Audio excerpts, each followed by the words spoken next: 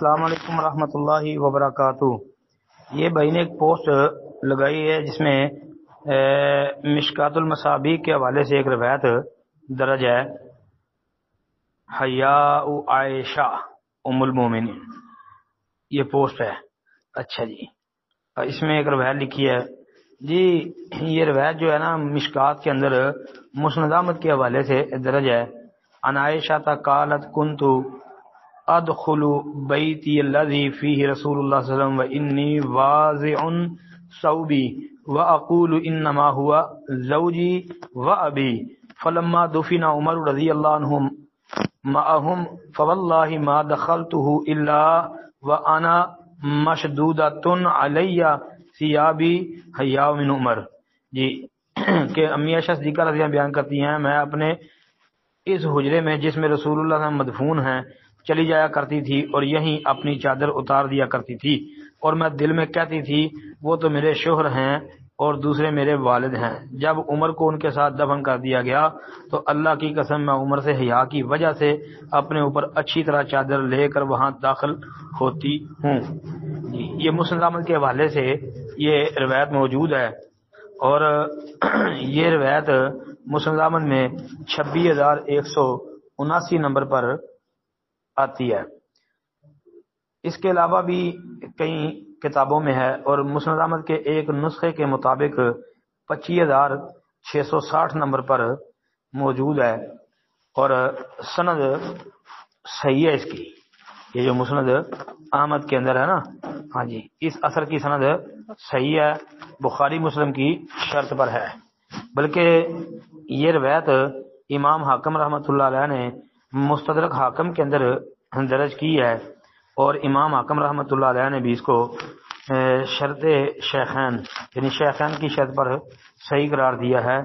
ھذا حدیث صحیح یہ کہا ہے۔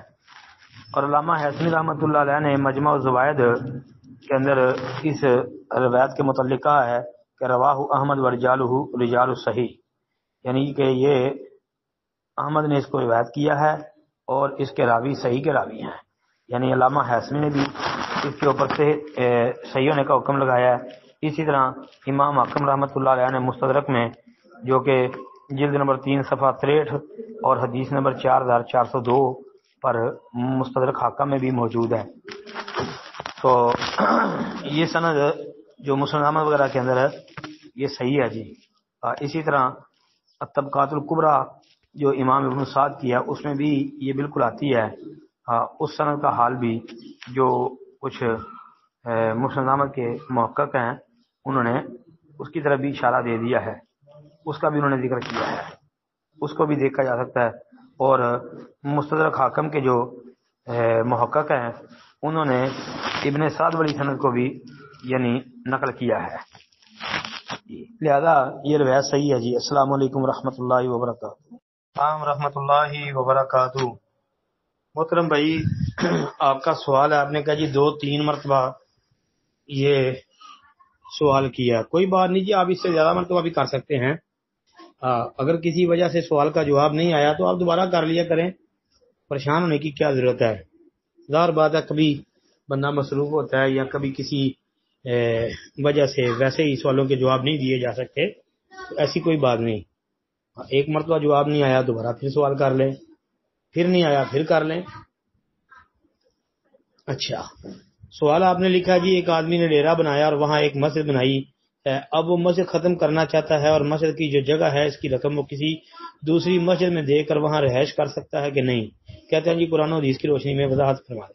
محترم بھائی جان، بات یہ ہے کہ جو اس نے اپنے ڈیرے پر مسجد بنائی تھی، اگر تو ادھر عام عوام الناس نماز جمعہ ادا کرتے ہیں تو پھر تو اس مسجد کو وقف ہی رہنا چاہیے، پھر اس مسجد کو ختم نہیں کیا جا سکتا، نہیں، پھر وہ ختم نہ کرے۔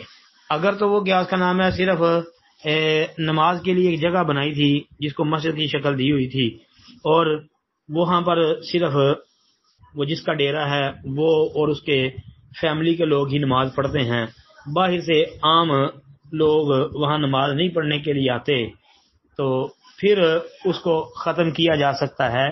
پھر ختم کر کے تو اس رقم کو کسی دوسری مسجد میں دیا جا سکتا ہے پھر تو درست ہے. اور اگر وہ مسجد وقف تھی، وہاں عام لوگ بھی نمازیں پڑھتے تھے، جمعہ پڑھتے تھے، یا کم از کم صرف نمازیں ہی پڑھتے تھے، تو پھر اس کو ختم نہیں کرنا چاہیے، پھر اس کو وقف ہی رہنے دینا چاہیے. السلام علیکم ورحمۃ اللہ وبرکاتہ.